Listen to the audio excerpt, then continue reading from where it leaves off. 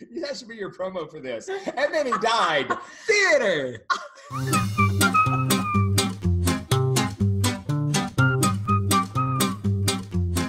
Hey guys, welcome to the next episode of Sing Me Your Story.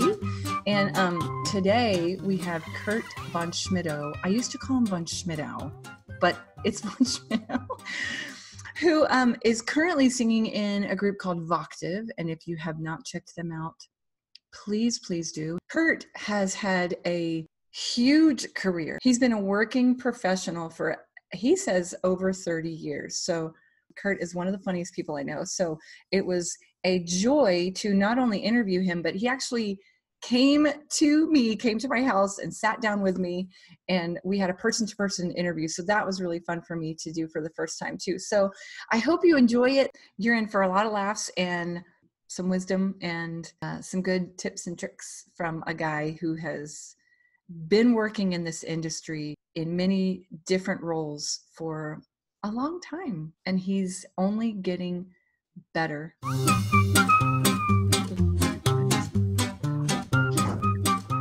We could just sit all day and do that. She's like, dear. Okay. Well, okay. Hi. Yeah, we also had a guy die. Oh, we yeah. had a critic, okay. a theater critic died in the booth, and his wife was, we didn't know, and Jan Maxwell, she was doing her scene by herself, and this woman screaming, Freddie, come back! Freddie, come back! And people were shushing. He's like, Freddie, come back! And finally, Jan goes, Freddie, will you come back already? Not knowing. And then all of a sudden, they go out, like the stage manager walks out and gets Jan, takes her off the stage and they're like, ladies and gentlemen, we have a medical emergency in the audience, blah, blah, blah. And it was this guy who was like 400 pounds, couldn't fit in the seat, so they put him up in a box seat. Uh-huh. And he had a heart attack. Passed away. So they had to get a fire truck crew to come in and get him and carry him out. Yeah. They put him in an ambulance, and the ambulance wrecked into the fire truck. I don't even know. Theater!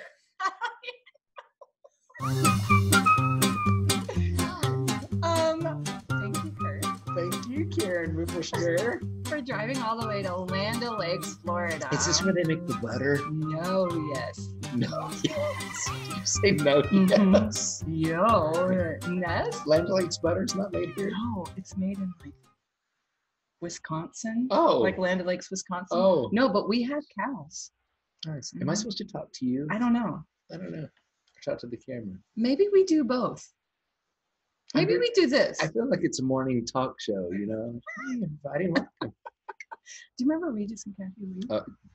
Do I remember? Yes, I get called Regis a lot because the 15-year difference in my relationship.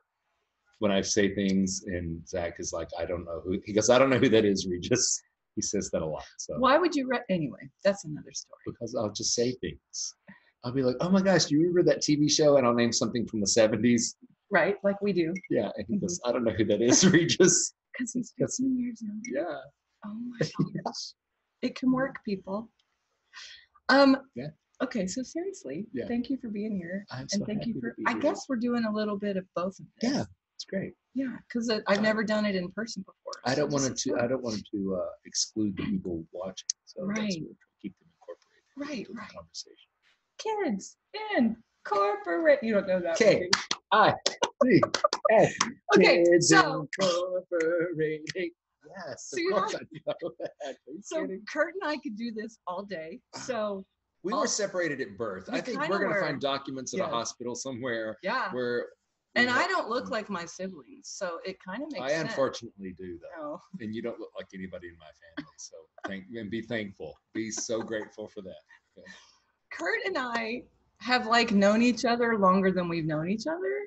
Yeah. Because we have all the same friends, we have the same circle of friends. We both have sung through Voices of Liberty, where we met a lot of mutual friends. But even a lot of the guys out in LA. Dimitri, Toscas, and those guys, Yep. And your brother Greg, of course. I've known your brother longer than me since the 90s, mid-90s.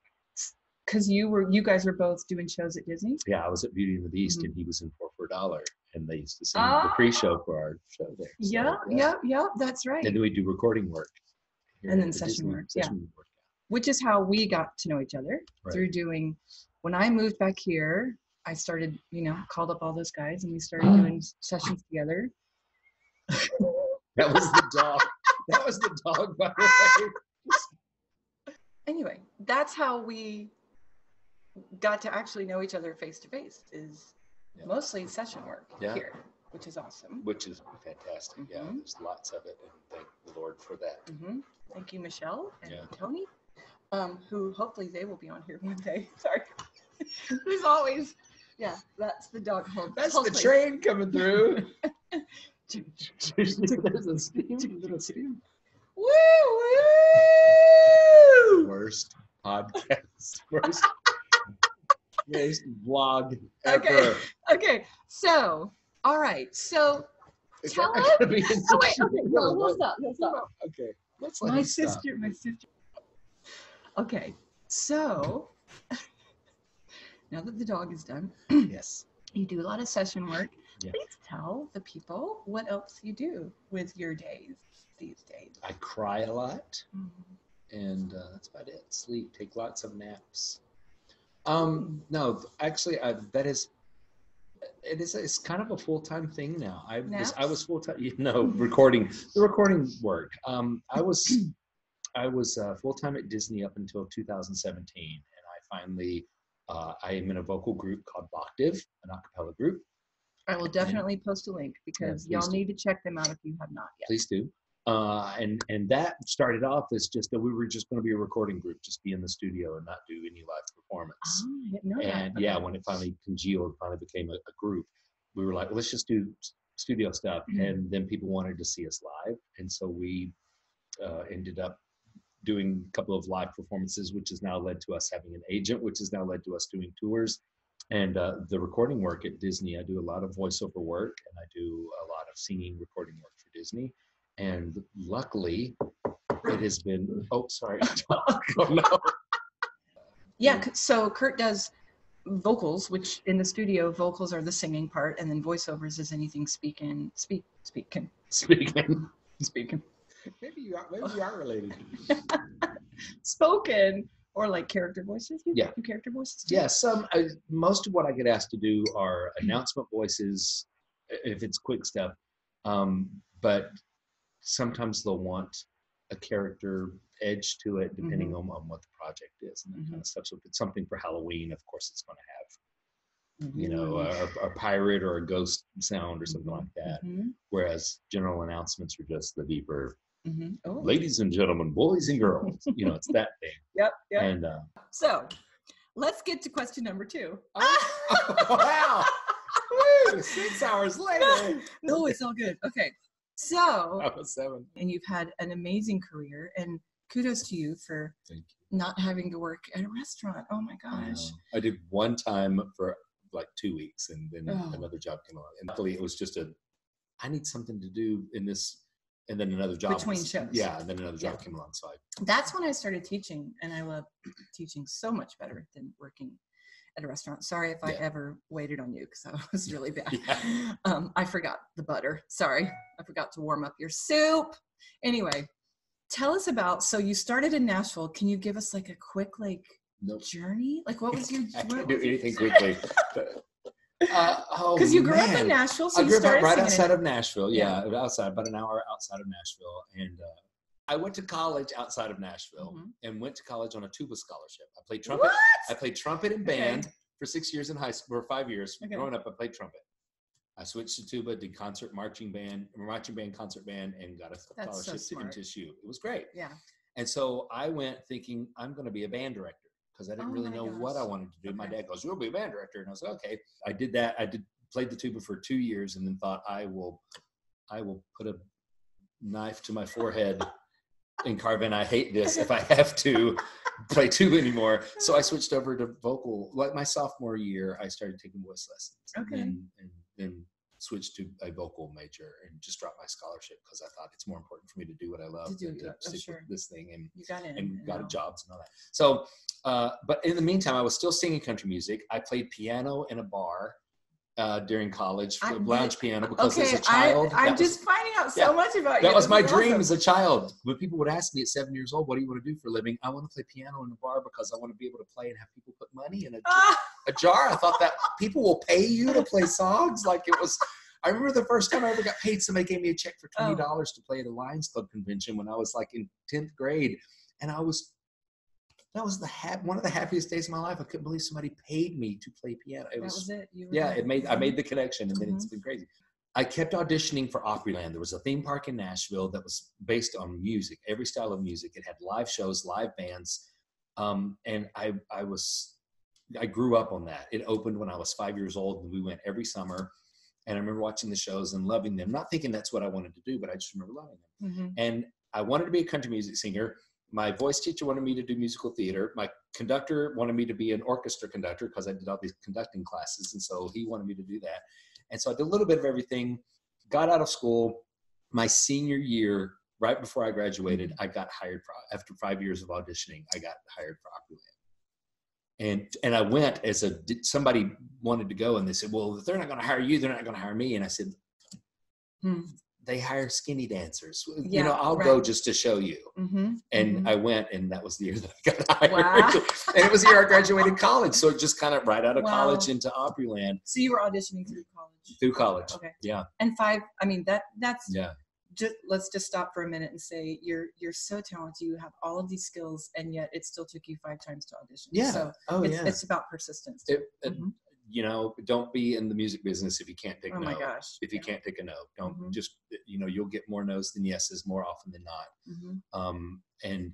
But getting into Opryland was like Wizard of Oz going from black and white to color. I got to Opryland. I was in this country music show Country Music USA. I had been dying to be in that show. It was a dream. That's it awesome. Was, and it was a history of country music, imitating country music artists. I learned to quit being afraid of my voice. It's like I came out of my shell or something that year. And just from doing it. Yeah. And that was the year they moved me over. Halfway through, one of the guys in a show called And the Winner Is, one of the guys from that got hired as Marius in Les Mis in New York. There was a Les Mis section in that show. You're singing One Day More, doing all that stuff.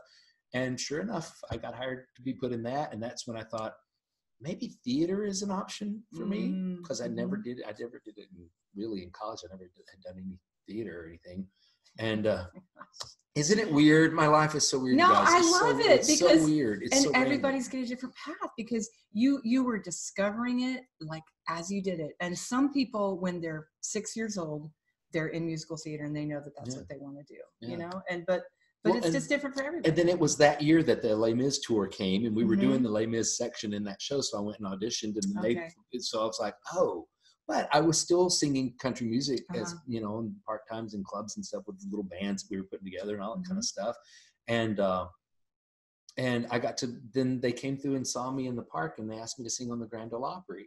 And so awesome. I did two different years. I got to sing as a solo, as myself, do a couple of songs on the Grand Ole Opry. And like, to me, can people find that YouTube video? There's one video. If you go to Kayvon 13 on YouTube, my YouTube channel. So I put one song, the final song I did the second time I was on, and that was in '94. And by that time, I'd come down here and worked, and I did Voices of Liberty for a year. So somewhere along the line, you came and auditioned for. Yeah, okay. So can I don't know if I can talk about my. So when I left Opryland. When I left Opryland, the contract was up. A friend of mine came through and said, you should audition for Chippendales. Oh, no, yeah, you can talk about that. And I was like, the muskrats down at Disney? The chipmunks at Disney or the strippers? And he goes, the strippers. And I was like, are you kidding me? And I recently, at that time, my weight goes up and down like a yo-yo. I had lost a bunch of weight. Okay. And so you were free with your body? No, I wasn't. I was terrified. I lived in the buckle of the Bible Belt in Nashville. And I wasn't free with anything. But I thought it was an adventure. And I sang Get Here by Olivia Adams. No, I wasn't even, because the way they sold it is Chippendales is putting together a Broadway show. And they are looking for theatrical singer talent for this show. Oh, okay. And it's going to tour Europe. It's going to start in Europe. And so I was like, I'm not going to audition. And, as a joke, I thought, I'll go and audition. And at that time, I have a big Tom Selleck mustache, you know, but I'd lost weight and I was feeling groovy. And so I went and said, get here, Elite Adams. They put it on tape in Nashville and they sent it into Steve Banerjee, who was the founder of Chippendales in LA. And a couple of weeks later, he calls me and says he wants to hire me for his show. Oh my gosh. And so you weren't like Chippendales, but you were in the Chippendales show. Yes, but it was okay. My parents came to London to see me in it, and I wouldn't let them come to the show. Oh, yeah. Okay. Yeah, it was strippers. It was you know, it's guys in G-strings, and it was very, you know. But so here's the cool thing about it. They flew me to LA for rehearsals for like 4 weeks, but I only sang. You're the singer of the show. You sing while we're changing set pieces behind the curtain.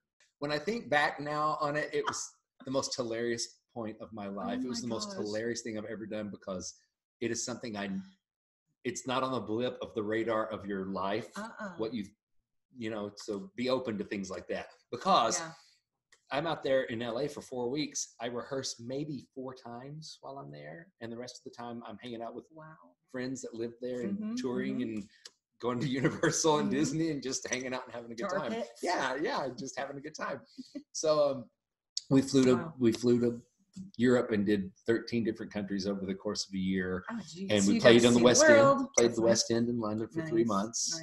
And at that time I auditioned for Miss Saigon for the original Chris was leaving for Miss Saigon. And so I auditioned and got called back and then got called back and then got called back and then made it to it was me and one other guy and Nick Heitner, who's the director of the show in London and Broadway, was like, we can't hire you because they won't let me because you're not part of the European Equity or whatever it is, the ECC or something, whatever it's called over there.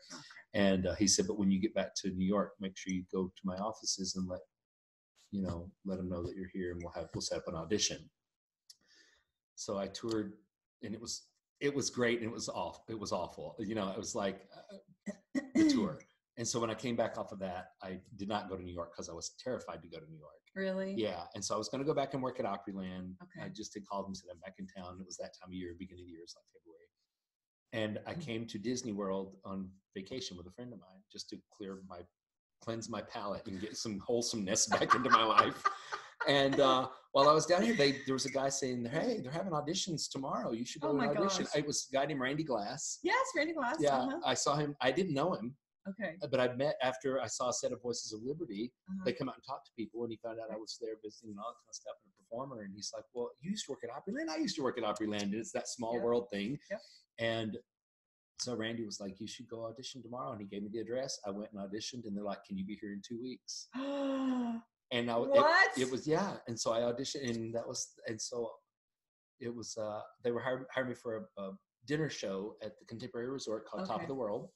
But there wasn't an opening yet. So they put me at Superstar Television, which was sort of as an MC, like you get to put people in TV shows. And it was like, it's where the Frozen sing-along is now. You're like live from Disney or MGM Studios at that time. It's Superstar Television. And so you would host the show. So you were just the host. You were the host. Singing. It was just, And I didn't like that. And then Top of the World closed before the spot that was going to open was going to be in like 3 months, and the show closed.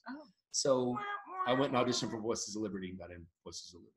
That's oh my gosh! From that to Voices of Liberty, one of the most coveted groups. Yeah. Well, and I didn't know. I knew Voices, but that was just so not in my realm. Voices was I auditioned 5 times before I got in. So that was mine. Grew up watching it. And I guess maybe that's why like Opryland and Broadway, I think meant more to me because I had to work harder to get that stuff. And I think like in Broadway, it was 10 years, you know, so I was working at, I'm working at Disney. I'm doing Voices of Liberty. I keep flying to New York and audition. Then I got Beauty and the Beast in 95 and did that for a couple of years, still flying to New York for every audition, getting called back for stuff, but never getting hired for anything. And lots of times it was the dance call, wasn't it? Well, no, because I feel like I did pretty good. You know, a Sideshow. I remember going in for Sideshow, getting the call back for that, and they said wear a t-shirt and jeans and work boots. So all the guys there had t-shirts because you're supposed to be this carny. But then all of a sudden you're doing the Charleston. Oh gosh. The dance is the Charleston while you're doing Egyptian arm movements with it, and it was so cool. I remember that audition thinking, I am so out of my realm right now. I remember getting called back for the monster in Young Frankenstein. Yeah. So what all did you audition? I can't. Everything. Okay. But then you finally booked. Well, it's so weird. Yeah. So I finally, after 9 years of Les Mis callbacks, oh my gosh, I told the casting people, I've said, I'm not coming back. What else is there? Yeah. Because you've got 1 million Valjeans now, Yeah. from tours and stuff. And this was the 10th anniversary casting. I said, I'm not coming back Wow. to audition. So what else have you got? And they're like, well, you'd be great in Cats. And I was like, Cats? I'm like, is that playing? And at this time, I had just opened the Animal Kingdom. Had just opened 98. Okay. And I was in the Jungle Book show playing Baloo. Oh my gosh. And there was a trampoline built in the stage. We had to go take trampoline classes to learn how to do flips and do all this stuff. Outdoor giant show in Florida on a trampoline in a giant stuffed bear costume. It was brutal. It was brutal. And I sprained my ankle in the show. Everybody was spraining their ankles in that show. So I sprained my ankle and I was out for the summer. And it was right after that, right when I'd come back, that I had already auditioned in New York for Cats and didn't get it. Okay. The tour came through, or the audition tour came through. Okay. They were looking for dancers. Okay. And so I go to the dance audition in Orlando. Okay. And they're like, Kurt, and they knew me. They remember from the thing, like, what are you doing here? And I said, I can work here, And not to be mean or anything, but it was like I was working in Florida and I was doing recording work by that time, a little bit. And so they said, do you want to go first? Do you want to have you sing first? I was like, sure. So I sang and they asked me to stay. And luckily, a friend of mine, Keith Wilson, who had done Cats in Germany, knew the piece they were going to teach for the dance callback. Oh, wow. And so he goes, come here, come in a room and I'll show you the thing. Because he gotten asked to stay. So he took me in a room. I learned the combination. So we go in and it's me and 30 dancers. So I did the audition. And of course I was in the last little group. They took you up 3 at a time to audition. And there was a whole table full of people watching you. And I did it. And everybody in the room applauded when I was in the last group to dance and everybody applauded. So I was like, yay. So they called me about a couple weeks later. We need you to come back up to New York for an audition. And I was like, okay.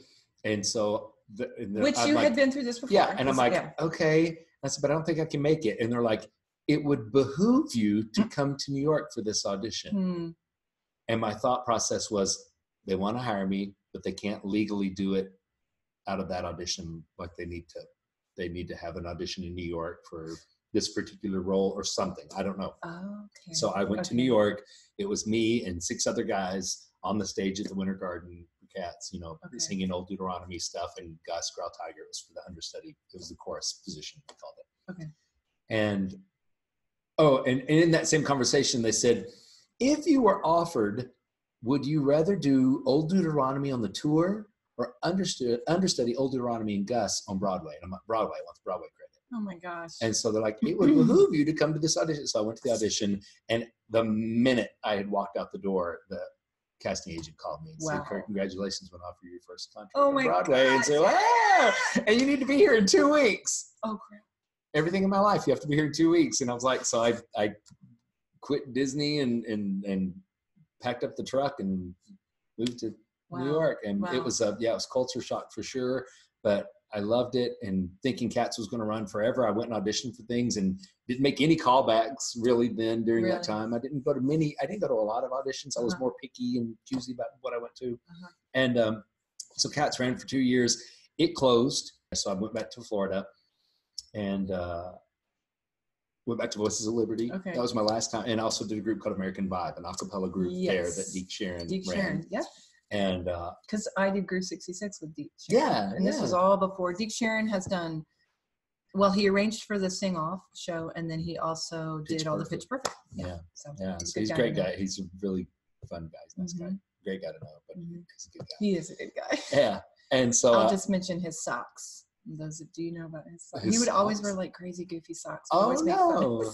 We used to do a thing with him in February. Anyway, so I came back and did that for a while, and then did voices for it's like 6 months. And in that 6 months, I had auditioned for an Pleasure Island at Disney. There was a club called the Adventurers Club. Yes. And it was set in the 1930s for adventurers, and it was almost like the game of Clue. Like there was the club president. She was like Miss Peacock, and there was the professor. And did you know Sue Peel? No. Oh my gosh, because she did Adventurers Club. Yeah. But that was all acting, right? No singing. All acting, a little bit of singing, but whatever you did singing wise was character. You had to have a song at the end of the night. There was a show called the Hoopla, that you had to do. If anybody's watching this, that would even know. But you had to do a song at the end of the night. It was like knowing, again, pulling from that weird repertoire of old funny country stuff from the 90s, and now here it is 2001 or 2, it just, you never know. You never know when that stuff's going to come into play. So I just try to keep a mental Rolodex of songs that I've heard or stuff I've recorded or all the experience. Experiencing people. And while I was doing that, I was still going to New York, and I'd auditioned for Chitty Chitty Bang Bang, which I remember when I saw it in a magazine that it was opening in London. I'm like, I want to be in that. And sure enough, I went up and auditioned and played a couple of different roles and understudied 2 lead spots in that. Understudied Mark Kudish as the Baron, and so opened and closed that all in the same year, unfortunately, but got to be on the Macy's parade. Oh, really? Yeah. And it was weird because I'd moved into a different role. Mark Kudish left to do a show. What year was that? That was 2005. You can find that video is on YouTube of the Chitty on the Macy's parade. I've got to link all this stuff. And I do not look like me. So just to be like, which one is he? I'm the gigantic man. I had to shave my head for the show. Okay. For one of the roles I played. That was where I was going to talk about the magnet. They had a magnet and a wig that I had to wear. And I had this really long hair, and I was this big oafy guy. And we were going to this fair, and Caractacus Potts had invented the Dick Van Dyke character of Chitty Chitty Bang Bang, had invented this machine to cut hair. And so my girlfriend throws me in the machine, and I'm like, okay, cut my hair. That's where all my strength is and all this stuff. And she puts me in there, and this giant tea kettle comes down over your head with scissor handles sticking out of it. And he starts pedaling, and the scissor thing you hear cutting noise, and all smoke starts boiling out of it. And I'm screaming. And when they lift the thing up, all my hair is gone. So I'm completely bald except for my sideburns are still on. Okay. So it's this wig that had a gigantic, I probably lost the ability to do math. The magnet was so strong in this thing, in the wig. So when the tea kettle would come down, there was another magnet in that. So once it came down, it would go clunk. Oh my and you hear the wig stick to it. So when they cranked it back, it was a tea kettle with lamp fringe around it. So when it came back up, my hair was gone. It was, and my hands were out of the thing the whole time. So it was actually a really neat looking trick. So anyways, that's my magnet story. I can't even imagine it. And me bald, did you get hazard pay for that, please? No. Okay. I look like a butterball turkey with a head. So anyway, that was Chitty. It opened and closed in the same year. And so, of course, what do you do when Broadway the show closes? I go back to Disney. Florida, yeah, and they happened to have auditions. I had a voiceover agent in New York. My first voiceover agent I ever got right when Chitty closed. Okay. And so I stayed there for 6 months to figure out, do I want to stay here and keep doing this? And I was going to voiceover auditions every day. And I would get first refusal on a couple of things, like maybe 2 things out of the 6 months I was there. Did I ever get we want to hold him for something? Right. And then they would go a different direction. It taught me that I didn't have what it takes to stay in New York, because I wasn't willing to wait tables and do all that stuff. And I knew I had 6 months worth of savings that could be fine for me to stay there and try it out. And I'm glad I did. But in that 6 months, they had auditions for Finding Nemo the musical at Disney. And so I auditioned in New York and got hired for that, to open that show, and came back and opened that. And then I had a knee injury out of that. So I left that show and did, I went back to I opened American Idol Experience. As one of I was a sub for the judges in that. And while I was doing that, I auditioned again for Gaston and did Gaston again. I did Gaston for 5 years this go around. Wow. I could believe it. Wow. And I was older, so I was like, whoo, hey everybody, it's Gaston. Belle is like 20. She was 18, and you know, and I missed my 30s. I think I was in my 40s by this time doing Gaston. But it's stage. You know, I know it is, and it from 100 yards, you're fine. Yeah. And so I did that. Then I finally was like, I need to stop doing this. And so I had let my contract run out. I told them don't offer me another contract. So they didn't. They let, you don't want one. We would give you one, but we don't give you one. So no, I'm fine. And then the panic sort of had set in, like, oh, what am I going to do? Right. And they called me in to do voiceovers for this summer show. It was the Frozen Summer Fun or whatever at the studios. And so I went in to do the voiceover, and the guy in charge of the voiceover I was doing, when they found out I was there, then they were having to do voiceovers for the entire event. So all of a sudden, you kept relationships with the studios, because this whole time you're still dropping in, doing sessions, doing recording work. And so I was in, they called me in to do the voiceover stuff. And for this summer event, and one of the show directors was there going, "Can you be funny?" And he goes, "Are you looking for work?" And I said, "Well, sure." And I said, "I don't want to really be outdoors in Florida anymore." That was kind of my stipulation. He goes, "No, it's the Frozen sing-along." And so he hands me the phone, and I'm like, "Hello?" And they're like, "Hey, okay, so rehearsals start tomorrow." Oh my gosh. And so for that summer, what I thought was going to be a summer job, we were doing the Frozen sing-along at the Hollywood Studios for part of this event. And it was such a hit, they made it a full-time show, and I did the show for 2 years. Oh my Ended up being a 2-year contract until I left in 2017. And in that time, 2016 is when Voctave got started. Oh, see how that I know, I'm telling you guys. It's crazy. Doors, you just have to trust. You really, so much about this job is, the most important, I think, about the performance job is connections. Is don't ever burn a bridge. Everybody you work with is going to be somebody you will probably work with again. It's so true. And I'm running into people from Opryland, it's like that work for Disney now in different form. It's just, it's crazy. And I try to be someone you want to work with. I may not be the best person for the job, but I might be one of the most fun people for the job. Yeah. And I think creating that atmosphere, whether you're in a studio or whether you're on stage or backstage, to me, backstage is more important almost than on stage, because I don't want to work with somebody who's a jerk.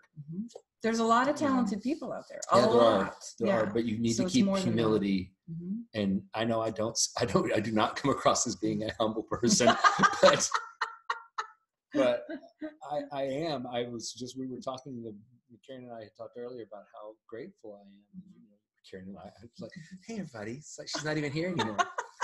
Susan and I had talked about no, but you and I talked earlier about how when I start talking about my life, how crazy it's just crazy. The thing, one or two of the things I've done, not to mention all of them, and I have been so thankful and so grateful for each and every one, every chance I've and it's the timing too. Like it's all that you said, and just all the things that you can be in control of, like within yourself.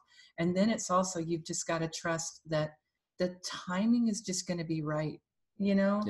That person over here from this show is their timing's going to work out in a way that you guys are in the same place at the same time, or you weren't vocally ready for something at that point, and then all of a sudden, after all of this experience, that opportunity comes again, and now you're ready for it, So now, the moment we've all been waiting for. Okay.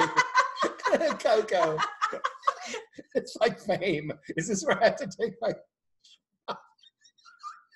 You got the chair. Okay. Speaking of chicken what? Okay, so, oh my gosh. Edit. How can you even pick one story? Okay, so. Sorry, I can't. That's the trouble. Just something like ridiculous. So do you have some crazy stories? Yes. Okay. I've got one. You could tell a few if you want. I've got one from each Broadway show. Okay. Perfect. So one, I understudied Gus, the theater cat, who is in this old shawl, and it's this giant Afghan thing, and he reminisces about when he played Grau Tiger, this big heroic opera cat, and he has a flashback, and you start spinning around, and the lights are swirling, and your thing comes off, and then all of a sudden you do this pose, and it inflates, and you've put on this thing, it's got an eye patch, and one of your ears is missing, and it's like your Grau Tiger, and the whole backdrop behind you comes down, and it's the deck of a old pirate ship, and you're on that, but the rake is like crazy, and and you have to go up, and all these cats, and the Siamese cats make you walk the plank at the top, and you jump off into this net with a mattress in it that has been there since cats opened. So it was a 17-year-old mattress cover, basically, in rope, so it hurt every time you had to jump off. The rake is awful. The rake of the stage, the slant of the stage is awful, and you have to get on it, and then the white cat comes on, and she lays down, and so you have to get on your knees facing the audience and sing this, it's this big, huge Italian opera on your knees, facing the audience, on a rake, so you're basically leaning back. Okay, so it's already, and you're in an inflated costume, compression costume. So I wasn't on, it was a 2-day show, matinee show, like on a weekend, on Saturday. And I wasn't on for Gus the first show. So usually if you're not on for the person on the first show, you're not going to be on for the second show. Okay. For that. So I had friends in town. We went out and we're having margaritas. Oh, no. Yeah, Dallas Barbecue there in Times Square. That isn't there probably anymore. And so we're there. We're having margaritas and eating barbecue. Because at that point, I just come back and I sing backstage over the orchestra with, on a microphone with the other 3 understudies to help embellish the singers on stage. Pit singers, yeah, but we're backstage. So I come in to sign back in for half hour before the show, and they're like, "Oh, you're on for Gus tonight." And you're still, and I'm like, and 30 minutes to get ready. I'd had probably 2 margaritas. Okay. And I put on weight since the last time I'd done it, I think, a little bit. And plus you have to get the cat's makeup on, do all that in the costume and all that stuff. And so I'm on and I've got the sweats during the show and I can't breathe. And you're in a plus you're in a unitard for the first number and you're on, it's just rough all the way around. I'm having to dance the whole opening number and I'm like, just got flop sweats. And so when it gets to my part where I sing my opera and I go up to the thing, and when I jump off and land to the net, the costume rips open because I really had trouble zipping it up because I gained weight.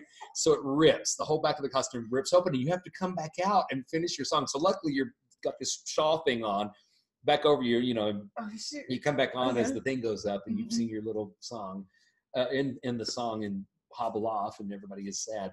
And so when I get off the stage, one of the stage managers is there and she goes, "You seem very uncomfortable." And I'm like, "Yeah, it's been a while. I think I've put on some weight." And I turn around and she sees that. And so after the show, they call me into the office and say, "How about we make you the number 1 Old Deuteronomy?" Because there's 2 of us that understudied all the girls. Okay. "How about we make you number 1 for Old Dude and number 2 for Gus?" And I never did Gus again. That was the last time I did it. And I did Old Deuteronomy all the time. Yeah. So there was that. Did you like Deuteronomy better anyway? Yes, because it was easy. It was so much easier, and you get the big God cat number at the end of the thing. You take her up to come on, you ride the tire. It's like, everything about it. You're assisted everywhere you go. You come through the audience, and there's Skimble Shades comes out and gets you. Whoever, one of the kittens comes and leads you. And, royalty. You sit there the whole. I mean, it was really kind of a nice, good gig. As long as you still have to act it and sing it, but it was a good gig. So my other one for Chitty, and it had nothing to do with me, but it's like we had dogs in the show because there's a number during Toot Sweets, which is in the candy factory. At the end, they're blowing the candies, make whistle noises. Okay. And so Caractacus Potts, the lead guy, is an inventor. Mm-hmm. And he falls in love with this woman he meets named Truly Scrumptious. Okay. And if you remember, Chitty Chitty Bang Bang was written by Roald Dahl, is that his name? Yeah. Royal, what's his name? Right? Dahl. Roald Dahl. That wrote James Bond, all the James Bond movies. It's that guy. Oh, no, I'm thinking of the James and the Giant Peach guy. Oh, maybe then I'm thinking of the wrong person. But whoever wrote Chitty Chitty Bang Bang is the guy that did all the James Bond films. Okay. Ian Fleming. Okay, yes. And so that's why the girl's name in Chitty Chitty Bang Bang is Truly Scrumptious. It's a Bond girl name. Oh. Yeah, right? Okay. And so, anyway, her father, Lord Scrumptious, runs a candy factory. And Caractacus is this inventor, and he's trying to woo her, so he accidentally makes a candy that when you blow through it, it whistles. Okay. And so he goes to sell them and it's a hit, but Lord Scrumptious is a very uptight candy maker, British guy, whatever. And at the end, they're like, yay, and they sing this huge number, and at the end of it, he's blowing it, and everybody's happy, and there's like 20 dogs come running in and jump because the dog whistles. The whistles attract the dogs, and so they're jumping all over him, and they're like, oh, and he runs off stage, and when I played Lord Scrumptious, you have treats in your hands, and so the dogs are jumping up, and it's the most terrifying thing because all the dogs that they used come from shelters. Oh. It's shelter dogs. Which is great. Dogs, which is wonderful, except a few of them had disabilities. Oh, and so one of them was blind. It's a blind little terrier. And they had trained another dog and would follow the other dog no matter where the other dog went. Oh, how sweet. And so the dogs are barking and jumping, they're all up on you. And when you have like Rottweilers and stuff jumping with their teeth to get treats, it's the most terrifying thing in the world. Mm-hmm. But they're all sweet, never got bit, and it was always wonderful. But there's one time and you're like going off stage and people are like, oh, goodness gracious, it's just this cacophony of mayhem. And the curtain comes down. Well, the curtain went down and the little blind dog went out in front of the curtain and kept walking, and into the orchestra pit. And you've never heard 2,000 people gasp in horror at the same time until that day. And they're like, oh. Well, luckily, because there's so much confetti at the end of the show, there's a net over but you can't see it from the audience. So the dog only fell like a foot and landed they all thought that it was And so one of the guys that works in the candy factory went out and picked her up and was like, yay! And people applauded. So the dog was saved. But that moment to hear and see, like you saw her going down as the curtain's going down, like, oh God, and too late to go get her. And then you just hear her, oh. It was so awesome. Like horrible and that is part of the thrill of live theater, that you never know if something goes wrong. Those are sometimes my favorite moments when things don't go as planned, because it's neat to see how people will resolve it or you grow so much. Just like even just in musically. I mean, and it's like how do you make the turn? You know, how do you turn it into something? I teach Hadley that with her when she's drawing. She gets upset when she does something that's not right, and we say, "What can you make of this?" Yeah, it's not. That's brilliant. That's brilliant. That's a great life lesson. So I agree. And what was I going to say about that? Yeah, I guess you said it all. I've said a lot. I've said plenty. Lord knows I've said it all. Okay. So well, look at that. Are we in the last one? Yeah. I mean, it's just kind of like, thank you for being here. What? Do you want to talk about anything You're like, else? I had 8 more questions, but you've talked so much and I'm hungry and I want to get out of here. I don't know. Is there anything else you want to talk about? Are there any other? Just Kurt's Blurts. If anybody's, yes. I know you're going to put a link in. Because I was going to say, where can people find you? But right now, my new passion, this vlog that I'm doing now called Kurt's Blurts. And it's basically, if you find it on YouTube, Kayvon13 on YouTube, and you can follow me on Facebook it's the @ Kurt.von.Schmittou is how you find it. But once you get there, it's also the Kurt von Schmittou. And you have all kinds of Voctave stuff. Because I'm trying to talk about Voctave, which is the acapella group that I'm in. I love the group and I really want good things to happen. And I feel like we have the potential to make wonderful things happen, and they do continue to happen with us. But I'm just trying to make sure the word stays out there on social media somehow. And a fun way for me to do that, as you can tell, I like to talk, is by me talking about things, and I try to make it funny and entertaining. So please go to the YouTube Kayvon13 channel and check that out. And you can also find me in Voctave. And if you go to the Disney parks, you will probably hear me somewhere. Right. You and I both now. We luckily getting to record a lot of stuff together, and fireworks and parades and whiskers on kittens. These are a few of our favorites. But thank you for asking me to do this. This is wonderful. This was great. Really wonderful. Yay, this was great. Yeah. And I love hearing your story, and there's so much good stuff in that. There's good encouragement, there's good inspirational things, and I love this journey for you, and that you started as a tuba player. Yeah, or trumpet. Yeah, you think about it. Yeah. And that's the thing. It keeps evolving. Yeah, and you cannot pigeonhole yourself into one thing. You can't say, I'm going to be this, because it does not work that way. It really doesn't. For most people, it doesn't. You're right. You just have to be open. You have to be open to any influence. And just like this, you and I talking about this, and it inspires me more for the vocal technique stuff and and that kind of thing. And we keep talking about how we're going to be able to do voiceovers together someday and get that going. So you never know. And I imagine that will happen.